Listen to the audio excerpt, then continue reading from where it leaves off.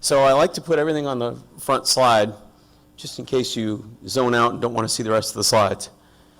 It's really hard to describe how much influence we've been able to exert in 2023.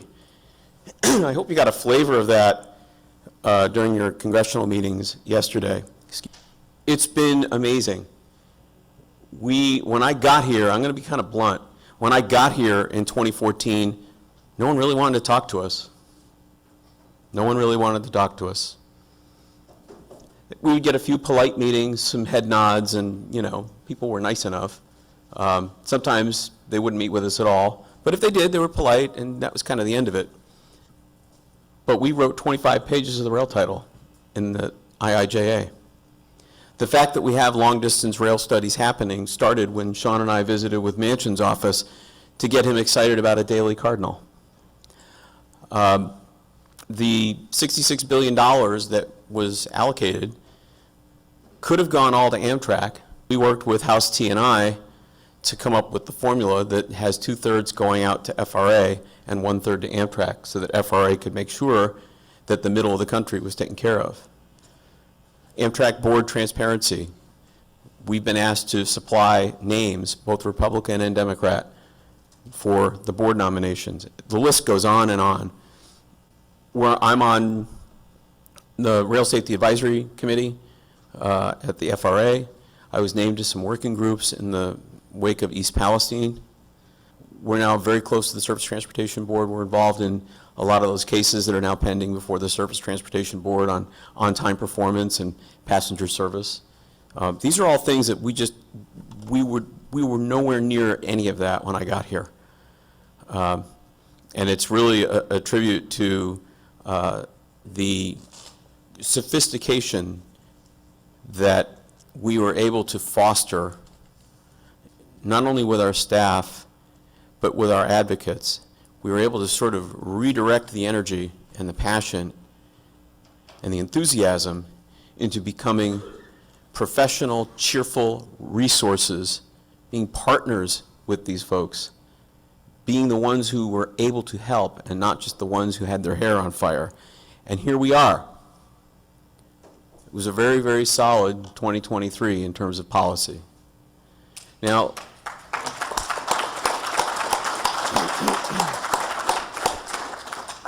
last year I was also very happy to stand here and tell you that we had 3 years in a row of very strong financial performance. 2023 is shaping up to be not that. We don't have all the facts yet. We are still closing the financials. There's some details we need to understand. Our accountants are beavering away at it. But it's pretty clear that revenue has started to come down. We have some theories about that. They're backed up by evidence. Inflation is really, really hurting our donor base.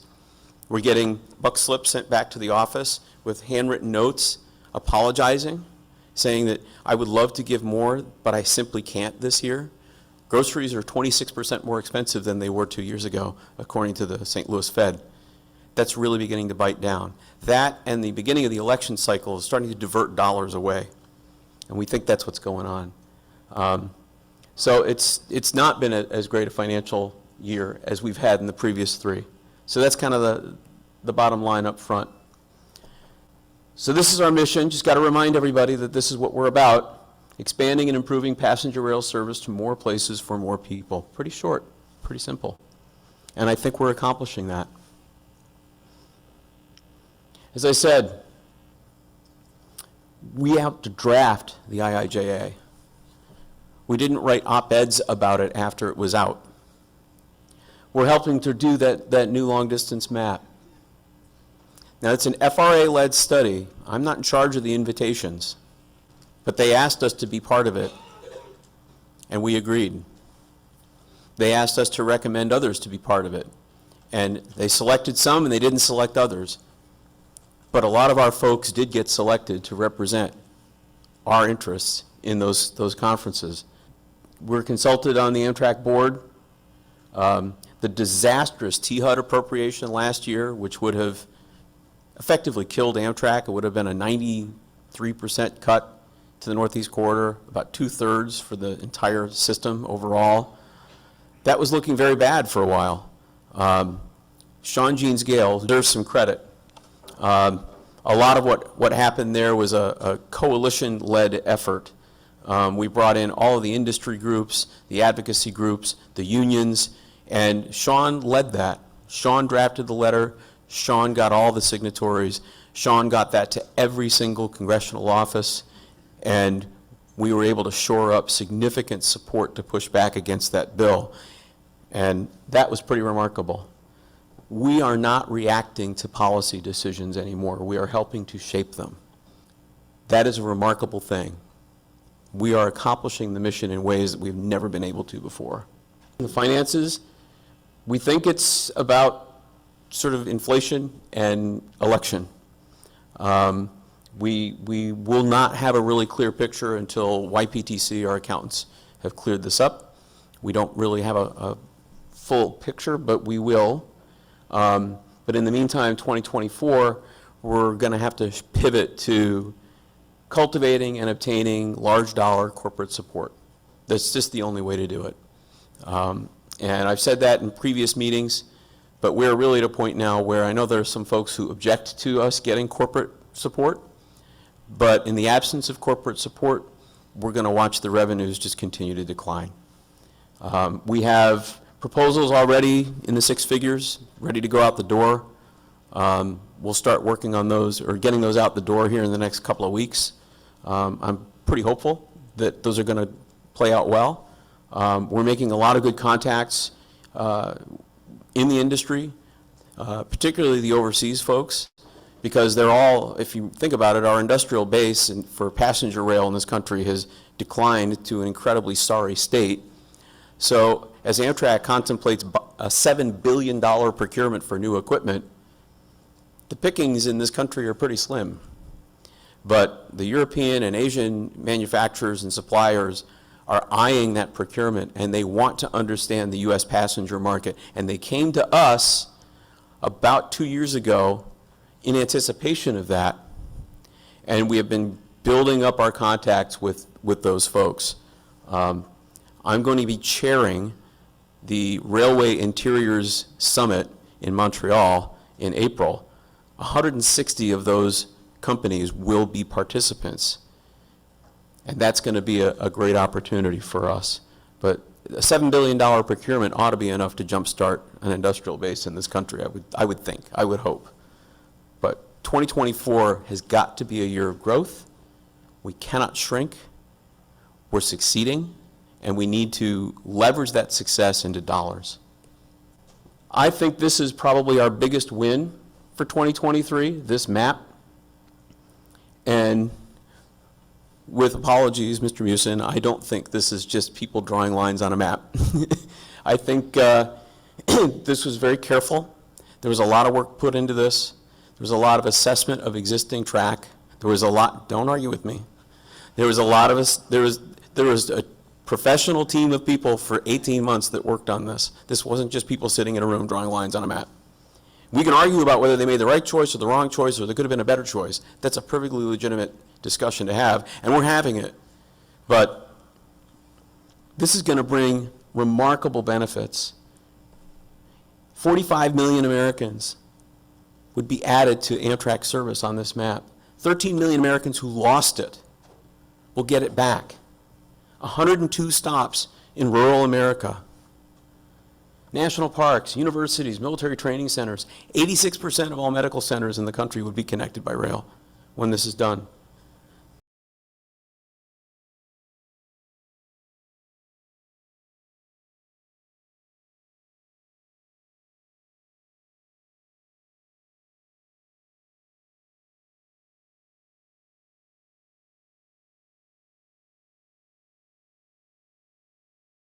This is a huge, huge achievement. When I walked in the door in September of 2014, there was serious argument about whether we needed an Amtrak at all. And now we have Republicans and Democrats working together to draw a map that would double the long-distance network and bring 45 million Americans onto the network. I think that's the definition of mission success.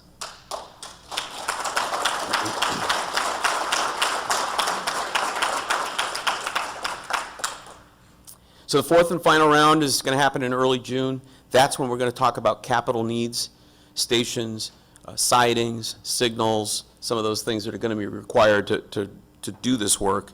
And that's when they're going to start prioritizing which ones you do first. So it's going to be a very important round. They promised that they would get that report to Congress in June. I don't know how they're going to do that if we're going to do the final round of workshops in June, but that's what they're saying. We'll see.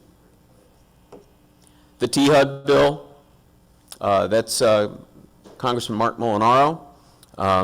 6 House Republicans were the key to defeating this bill. Those House Republicans had been touched by our staff repeatedly. We have very good relationships with those offices, and they came through.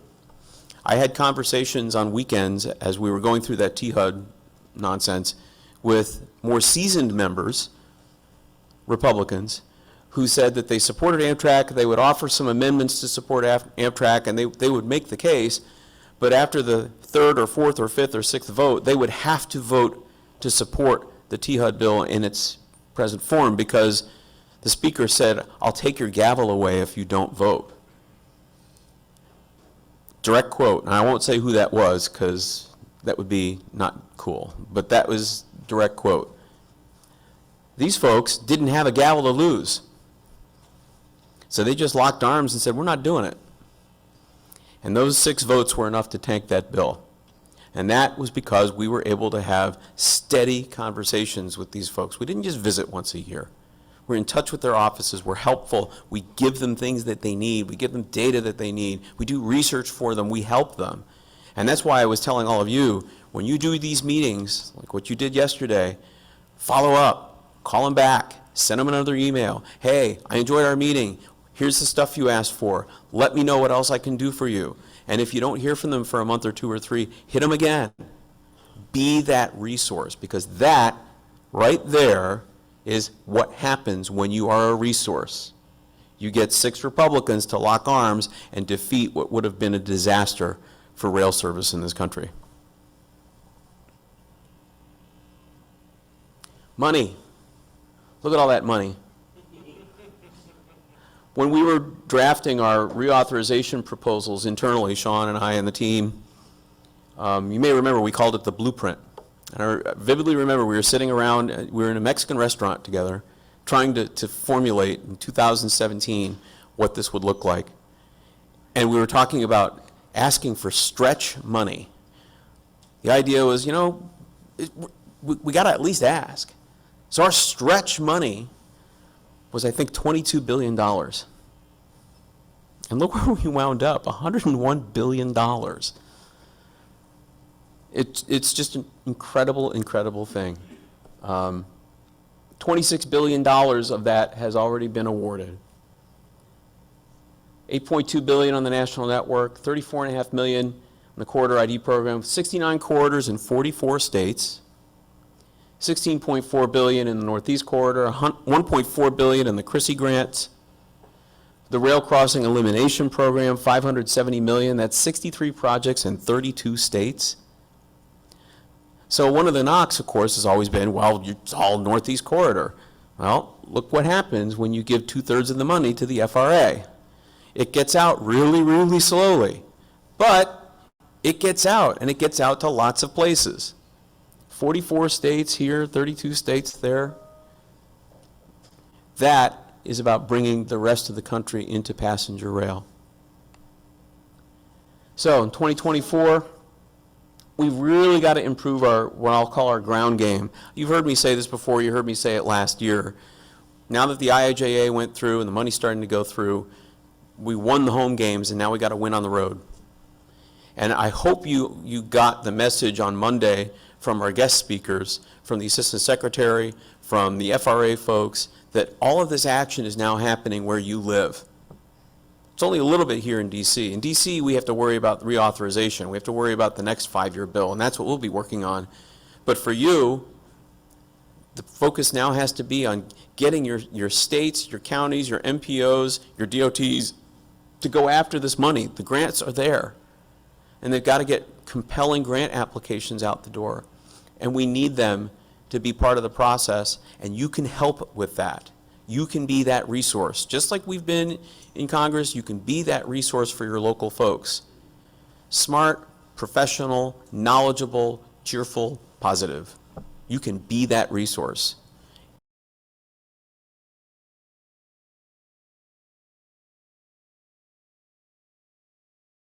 And they can get that money, and that's how we will keep things going.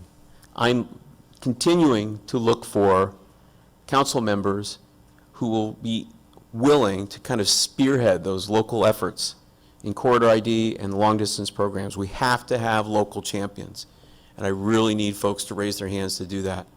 So please think about that on your way home and what you might be able to do. I said this last year, I recycled the slide. The only thing I did was change 2023 to 2024. The council is more important than it has ever been. Not just because, but mostly because of the IIJA.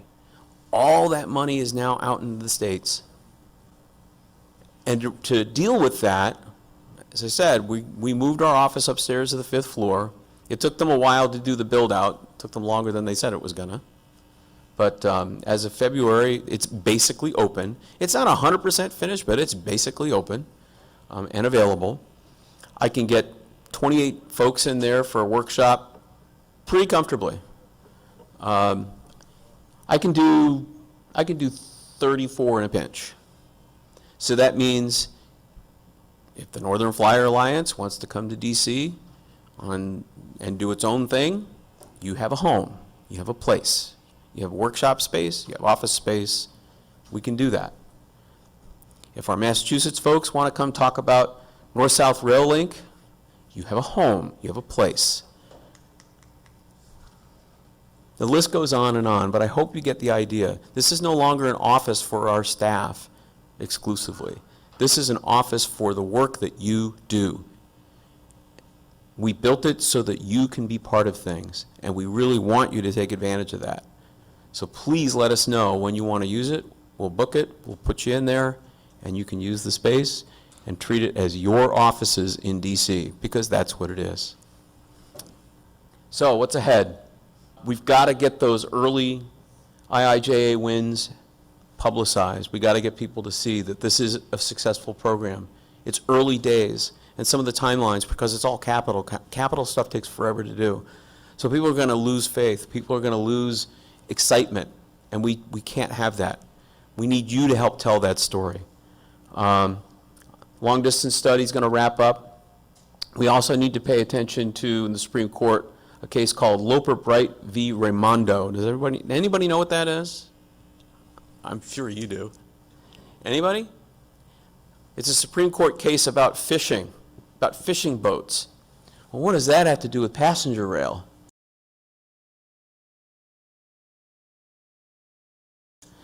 Well, it's about the power of federal agencies to do things.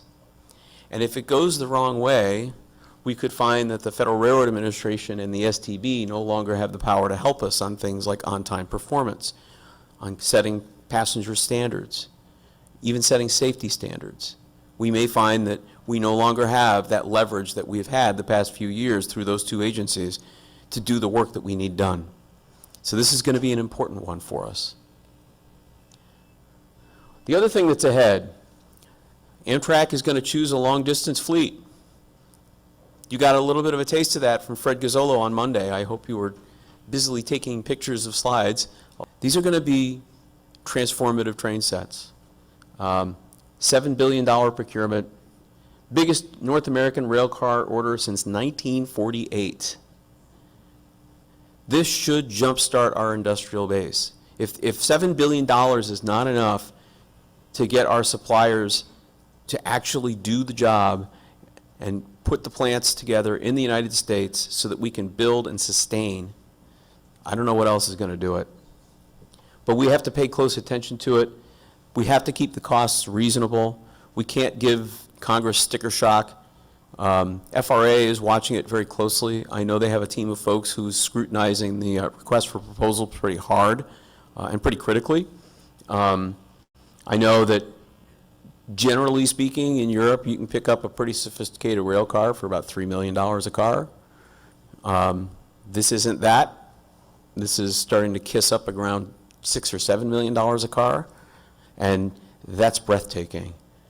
That just can't happen. I'm all in favor of great new equipment. These are all the things we've been asking for decades, the kinds of features that we think passengers want and deserve. But at $7 million a rail car, consider that it took $118 million to get a spacecraft designed, built, and landed on the moon in 6 years. We need a sense of reasonableness here. Gulf Coast.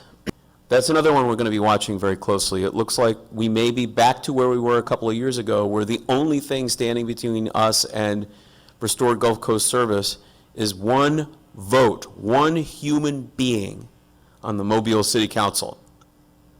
And the last time we did this, it was really Joe and Sean and the team. We kind of locked arms with Amtrak and with some locals in Alabama to kind of get the word out and really push people to support this program so that the board would vote the right way. And it did, 1-by-1 vote, but we got it. We're looking at that again. The Mobile City Council has to vote on a lease with Amtrak for the property. And we already know that of the 7 people on the council, on the city council, 2 are pretty strongly opposed. It means we can only, we can't lose any more votes. We've got to get these folks to vote the right way. And as much as $600 million of annual economic benefit is on the line from that restoration. So that's going to be very important to us. A lot of that's going to happen somewhere around May, we think. So that's kind of coming up. So as I say, watch this space. Amtrak versus Union Pacific. That is the very first, what they call Section 213 case. That is the on-time performance case.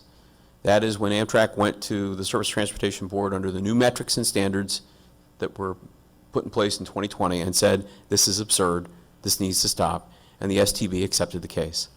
Amtrak at the time asked for a 60-day evidence period and a 30-day adjudication period, and they wanted a 90-day action. Marty Oberman, the chairman, said, no, we're not going to do that. A lot of people were frustrated with that at the time, including me. But Marty is one of the smartest people in DC, and he realized that a very quick decision would be probably vulnerable on appeal. Because this is the very first time this issue has come up, he wants a docket this big. He wants it stuffed to the gills with evidence, and he wants it to be a unanimous vote of all 5 members of the Surface Transportation Board. Unanimous decision, giant docket full of evidence so that the merits won't be questioned. That will make a big difference, and that's what we're shooting for. We think, based on the procedural schedule, that there could be a finding of fact actually any day now. March, April was sort of the timeline for that. And then we go into a kind of penalty phase. That, knowing Marty, that could very well be putting them in a room and saying, you guys got to make nice, because otherwise we're going to impose penalties. And I think that would actually be a terrific outcome. I think that would, and as it is, Union Pacific started to do a little better on the sunset once this case really started to get rolling. Imagine that. But you can follow the docket at the STB. It's stb.gov. Go into the docket search and type NOR 42175. It will blow your mind how much stuff is in there. But it's pretty damning. You can see mile post by mile post what's causing delays on every single train. They kept it literally daily for every single run for the entire period of the case. So you can see every single day, late here, what was the cause, who reported it, and you can see it's just damning. You can see it for yourself. And then another thing we're looking forward to trying to bring out here this year is our new magazine, American Rail. Tom is going to be our partner here. Tom is this is his profession, and he has a phenomenal operation, and we are trying to introduce American Rail Magazine as a supplement to what you already get as a member, to get the story of passenger rail out. Because what did I say a few slides ago? That the game is now not a DC game. It's a states game. It's a communities game. We've got to get out and get that word out and the story told. And nobody's doing that in passenger rail in any publication. The Trains magazine and Railway Age and all this, they're doing it, but in little bits and pieces. This is dedicated to passenger rail and the future of passenger rail. And I think that this has every reason to be a big winner and a great tool for you as advocates to carry with you when you visit offices, when you visit mayors, when you visit your local MPOs or your DOT folks.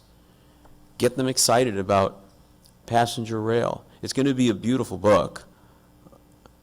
Compelling artwork, compelling stories. It's all passenger rail, and it's all about what $66 billion can buy for us. So I'm very excited about this and the prospects for this.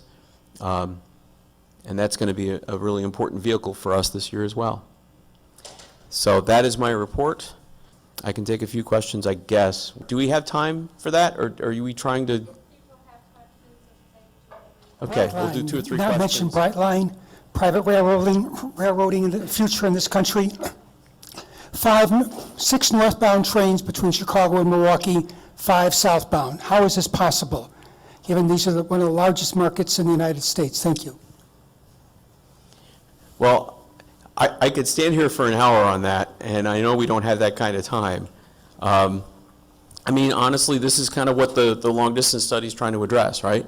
We need to, between corridor ID on the short stuff and the long distance study, we're trying to knit together a fully functional network where we can have 2, 3, 4, 5 trains a day in places that need them. I mean, right now, the quote standard is 1 train a day in each direction anywhere off the corridor.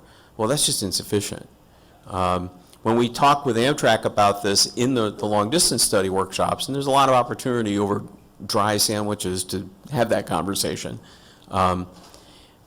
they think that you don't get the magic of the network effect from frequencies until you get up to like probably 7 or 8 frequencies. So that's why they're opposed, not because they don't see the value of it, but because they don't see the value of just going to a minimum of 2 a day instead of 1 a day. And we're pushing back very, very hard on that. I continue to be really frustrated by our inability to get foundation grants. And I just look at all the transportation-related groups in the New York area that get foundations supporting them, very generously. And then, I mean, just look at all the 501c3s in the Washington area and advocacy groups that get, I don't know where they're funded, but I assume a lot of it comes from foundations. And I just think, I don't see how we've been so unsuccessful there. And I think that there's opportunities, and I agree with you that there's opportunities in the corporate world too. But we ought to have someone, maybe we go out and hire a fundraiser who all that person does is come up with ideas, working with the staff to apply for foundation grants. I mean, I'll tell you, in principle, I agree with that. Foundation grants would be terrific and important. We've applied for a bunch, and we failed for a bunch, including some that we thought we were right in the dead center sweet spot bullseye of their mission. So we kind of didn't understand why we didn't make it in those cases. We have received grant funding from the Sally Mead Hands Foundation, which has been really, really cool. It's been really helpful. It's been targeted at our economic benefits research and the way that we can leverage that into environmental benefits of rail. We were just invited, I think it was last week, we were just invited to apply again. And that's a good thing. When the foundation comes to you and says, please apply, that's a better place to be. So we will absolutely complete that application and get refunded from the Sally Mead Hands Foundation, we hope. But we have not been successful in some of those other foundation grant applications. And it is honestly a little baffling to me. I know that for the typical nonprofit, the resource development department generally has, someone overseeing it, someone working on sort of direct marketing and sort of member type stuff, somebody working exclusively on major gifts, and then someone working on grants. That's all they do is grants. And grant writing is a particular set of skills. And I think a grant writer might be very helpful to us. I mean, right now, we just don't have the horses. I wish we did. And if anyone is a grant writer or knows a grant writer, someone with a track record of success, send them my way. Because we do not understand why we have not been selected for some of these grants that frankly, we were just, if you read their grant requirements, we fund people doing the following kinds of work in the following kind of way. There were a couple of there, we should have been shoo-ins and we weren't, and I don't understand it. I genuinely don't. So, it's a good point, and we are working on it. It's not that we haven't thought of it. We have just not been successful with it, really, except for Sally Mead Hands, which has been really, really terrific, and I'm very grateful for that. We're done? Okay, I'm sorry. I'm being given the hook. Please do keep up the good work. Those slides about the work that's been getting done, the staff has been spearheading a lot of this, but the reason we can is because we have you. We have your support, we have your guidance, we have your muscle. When I visit an office and I can say that we have all these folks that we represent, it's not just me, it's not just Sean, it's all of you, those numbers are meaningful. And that's why we've been able to be successful.